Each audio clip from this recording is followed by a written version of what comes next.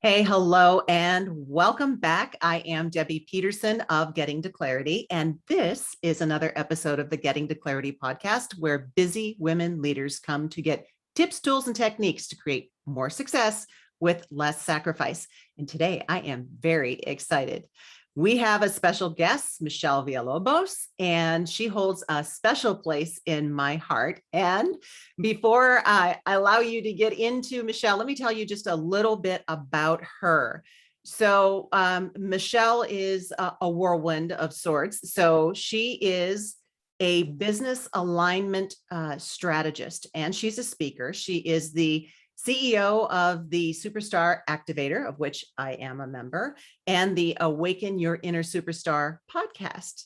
So she works with influencers, she works with thought leaders and other superstar entrepreneurs to grow their business in and their expertise in joyful, energy-rich ways. Energy rich being very key, because why do something if it's going to suck the life out of you? And she does it in a very unusual way, because most coaches and consultants focus on strategy first, leading to growing a business. But with Michelle, it's really about alignment and playing to the business owner's strengths and their flow. So what she calls it is when, people aren't aligned in their business, sometimes it's like wearing ill-fitting clothes, things that, you may like the price tag and think you want it, but you put it on and it just doesn't fit right. You don't feel comfortable in it.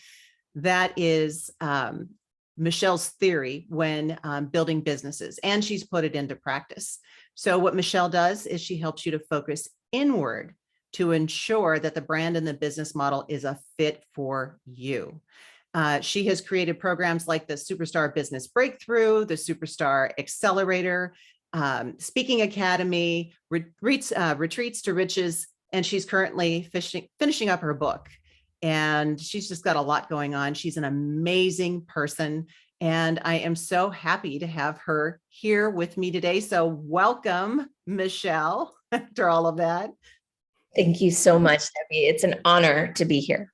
Oh my goodness. And I will put Michelle's full bio in the notes just so everybody has it, because this woman does some really cool stuff. So let me start first, because you've got an interesting, colorful history. Your book, No Cartwheels in the House, right? It gives you a glimpse into kind of that world. So give us a little bit of your background and how is it that you got to where you're at today? Oh, thank you, Debbie. My parents are Cuban immigrants, and I believe that's important because, like a lot of immigrants and children of immigrants, they really wanted me to have a great life. Like that's why they sacrificed what they did. And so it occurred for me, the story that I made up was that there's a lot of pressure for me to be perfect and for me to succeed. And I operated in that way for many years. I went to, I did great in school, was a straight A student, got to an Ivy League college, studied, mathematics and psychology.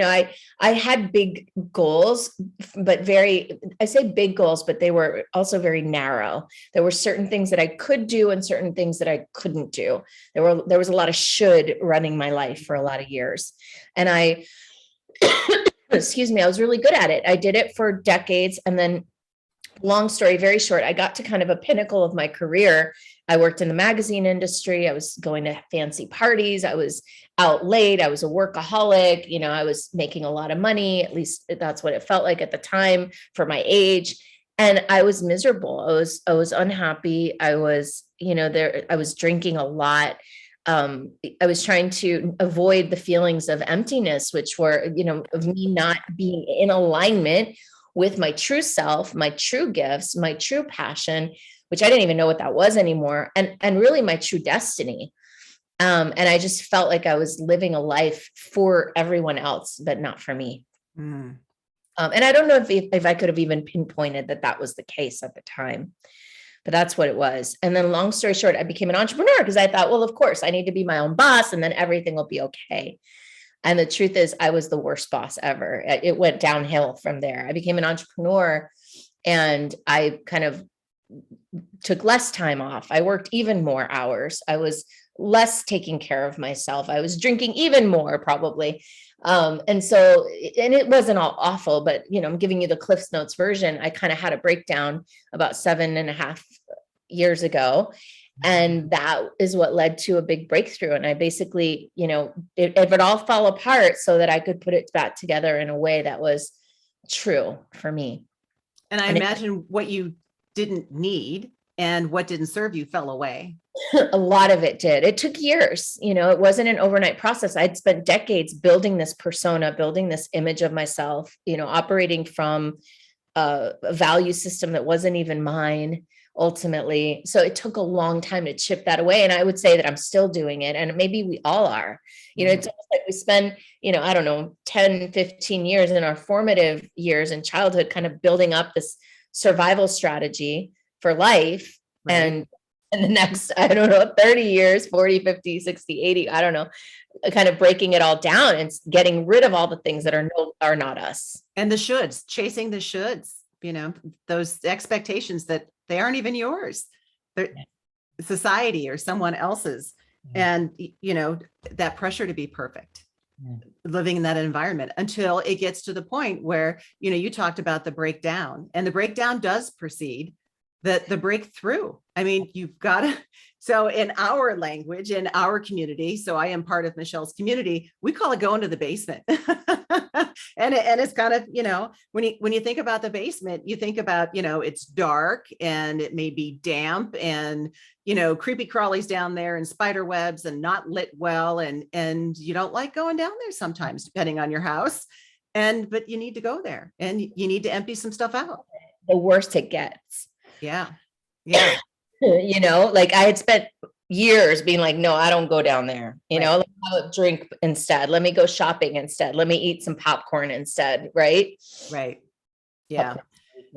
Yeah. So let me ask you, to you in your life, what does success mean to you personally and professionally? What is your definition of it? For me, success is living in alignment with truth, like with the truth of who I really am, the truth of why I'm really here, the truth of what lights me up, and the truth of the contribution I'm here to bring. And so alignment to me is the process of getting closer and closer to truth in all those areas.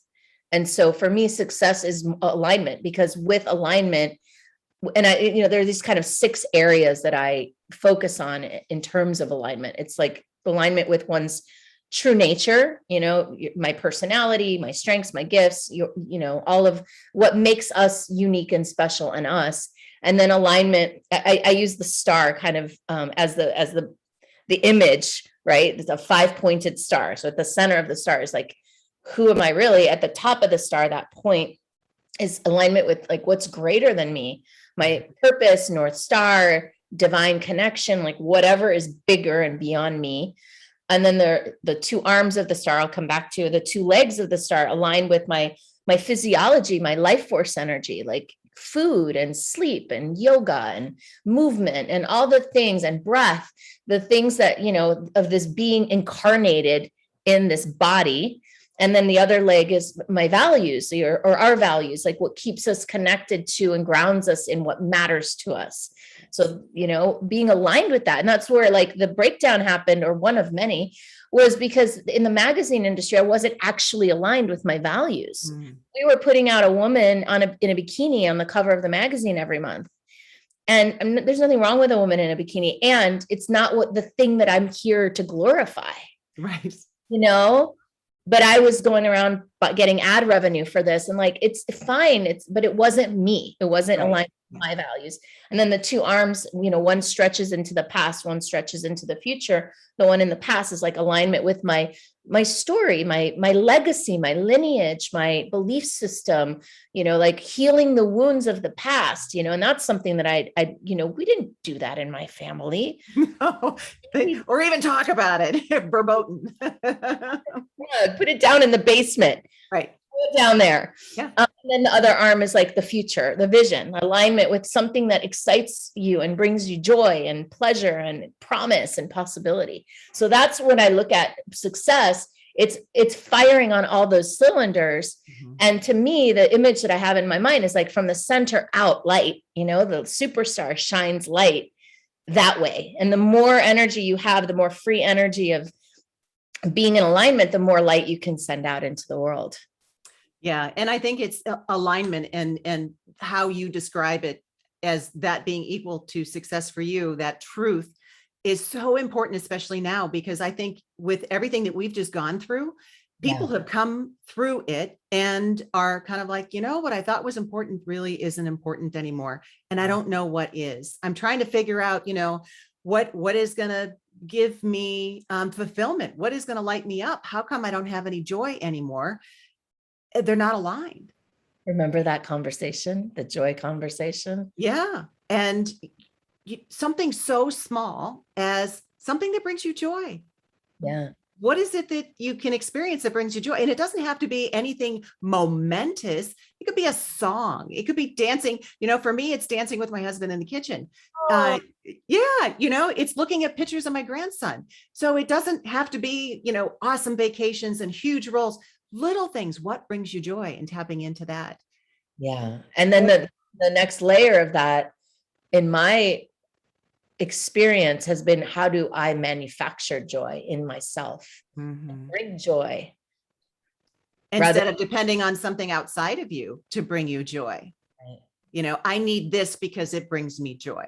Right. Well, and that's kind of the trap that you fall into, comfort foods and retail therapy and cocktails, happy hour that go on too long. And, I've certainly been there myself, that, you're not being fulfilled from within. You're looking for something outside of you to give you validation and fulfillment. And that's pretty much at the core of everything I struggled to heal. Was looking outside of myself for everything, for validation, for joy, for pleasure, and really bringing it back to empowering myself to be the source of all of those things. Yeah. Yeah. And a lot of people are in that space.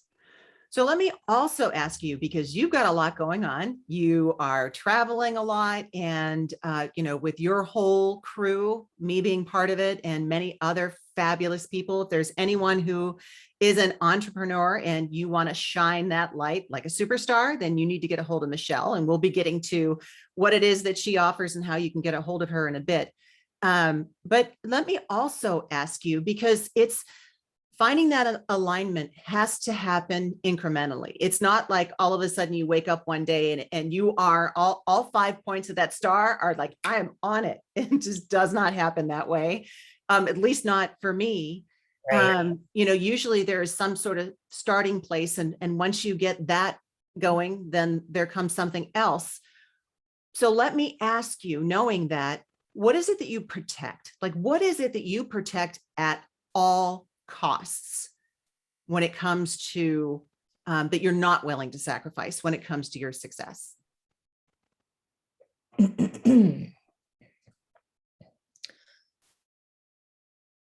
Oh yeah. I would say that, and I would have to admit and be frank that what I endeavor to not sacrifice at all costs.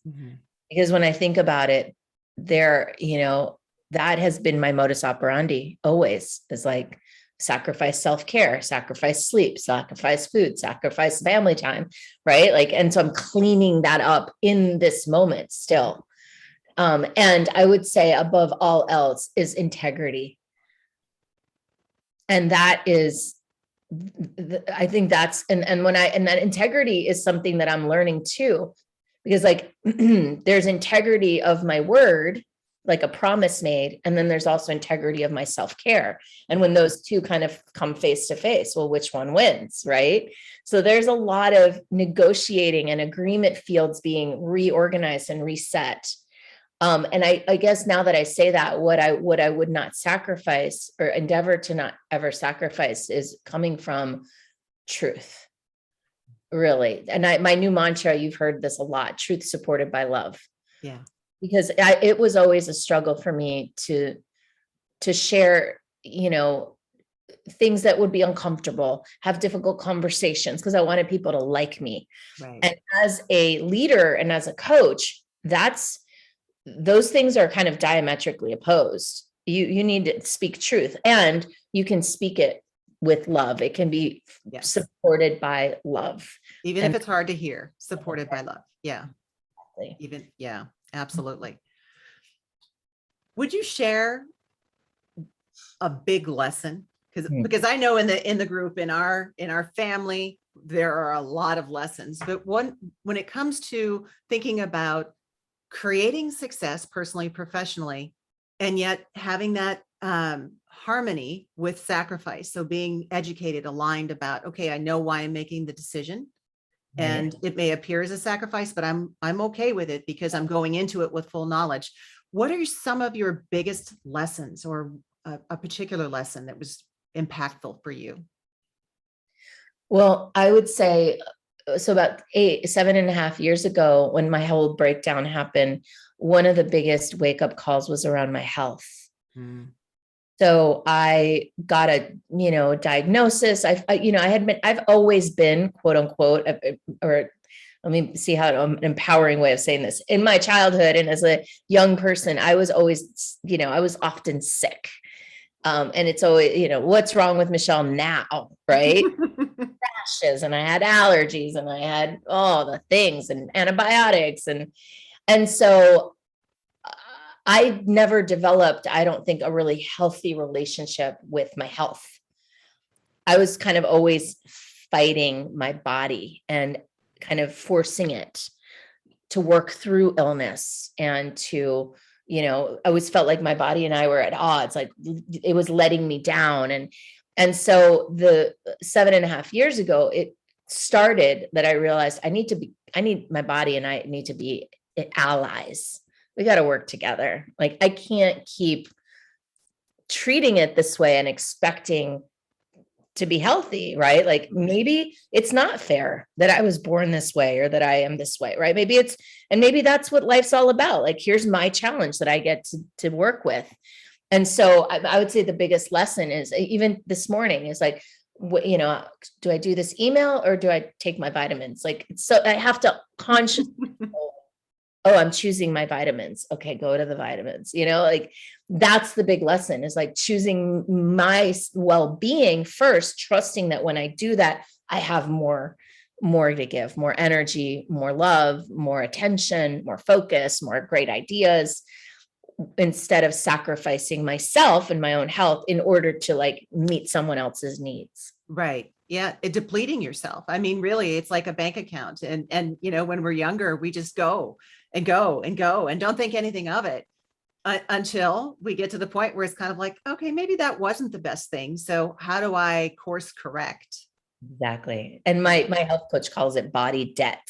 So you've just talked about that there's some body debt there. There needs to be some replenishing. Yeah. And which in itself is a journey too. But first you have to make the decision. And I think that so many women balancing so many things in their lives, and especially through the last 18 months, all of the things that they've had to keep going. And it just, it's the sacrificing self, even I'll say that you can't even give from a full cup. Right. Because anything that you take out of that full cup is depleting it. You're depleting yourself. So it's like, how do you get to that place of overflow? How do you carve out just a little bit of time and reminding yourself that needs to happen?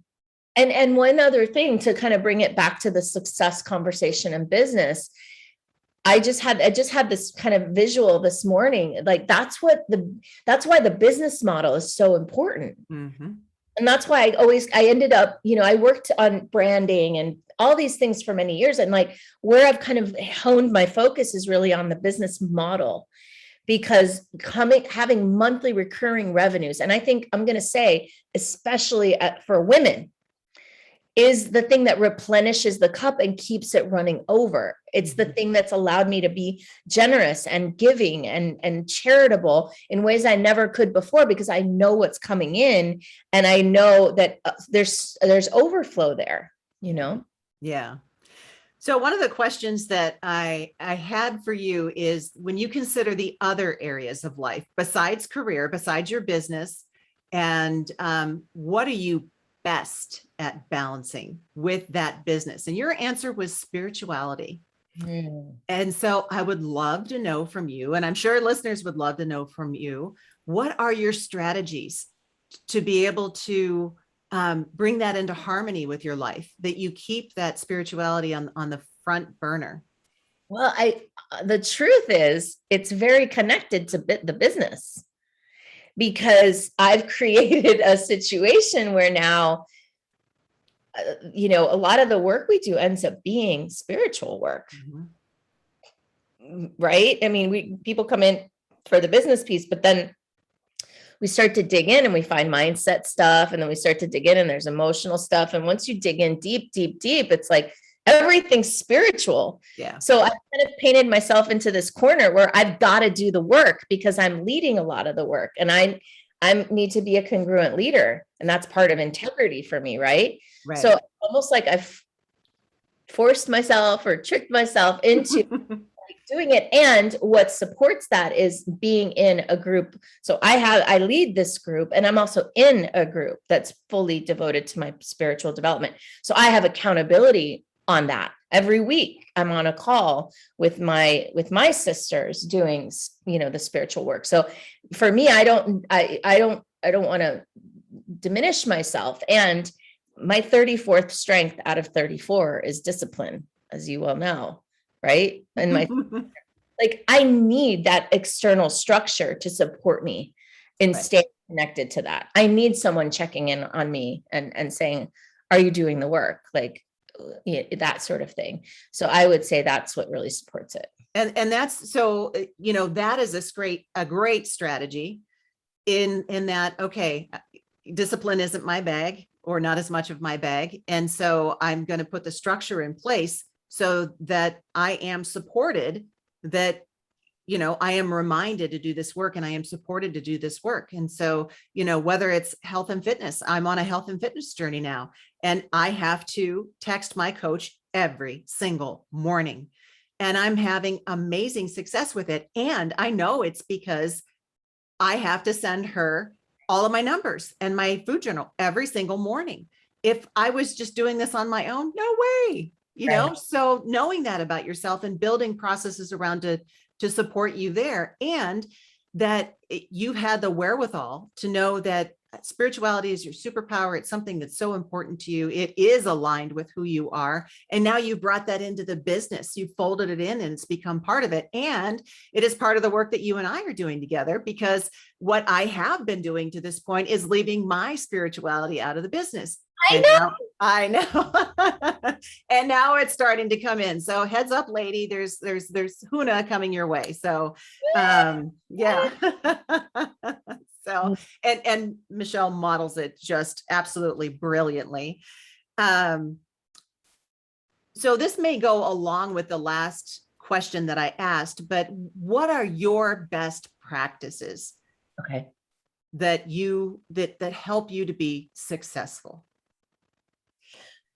Oh man. Okay. So number one, having a energy adding morning routine, which changes. I'm redesigning it all the time, but meditation, sometimes SRI, which is a type of breath work, somatorespiratory integration, walking Neo. We do a nice 45-minute walk every morning. It's my little puppy. And I listen to probably 1 to 2 books a week on Audible. And so I love to learn. I love to receive information. Input is also one of my strengths.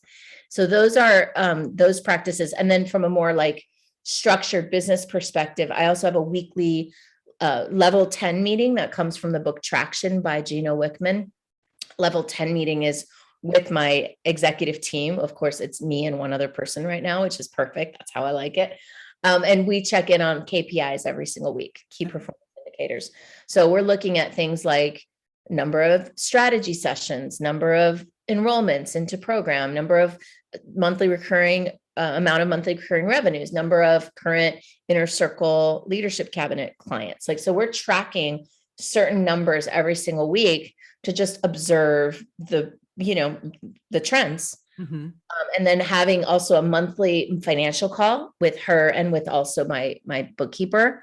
So just, and then I also have a new coach, by the way, a financial coach that I'm working with for investments. Okay. And doing crypto and doing real estate and doing just different types of investments. And we're reorganizing all of that. So for me, what works really well is to have a mentor or support person. I'm also joining that health program that you're doing, by the way. Oh, awesome. My light fell. For me, what works really well is in every area of my life. I joke, I have a coach. Sorry. Or a mentor, because that's worked well for me. And it's funny because I spent the first several years of my business like kind of, no, I don't need one, or I don't want one, or I'll get one when I can afford it, or things like that. And when I made the biggest investment in my business was when I saw the biggest outcome. And I think it's because I had so much skin in the game. It was like, I got to make this work. Mm-hmm. Exactly.